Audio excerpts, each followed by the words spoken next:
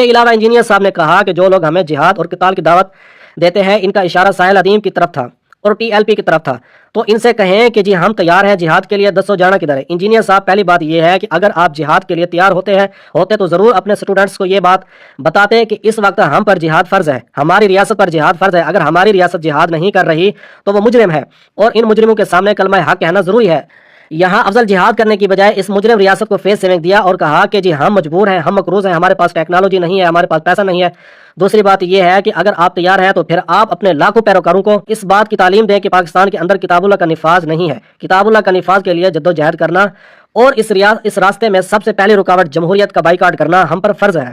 اسی طرح ہم ظالم جابر حکمرانوں اور جرنیلوں کے سامنے کلمہ حق کہنا افضل جہاد ہے، ان کے خلاف آواز اٹھانا ضروری ہے، بلکہ الٹا جمہوریت کو آپ نے قبول کیا ہے، آپ نے خود کہا کہ آپ ووٹ بھی ڈالتے ہیں اور آپ اپنے اسٹوڈنٹس کو بھی اپنی مرضی کے مطابق ووٹ ڈالنے کی اجازت دیتے ہیں، اور اس ریاست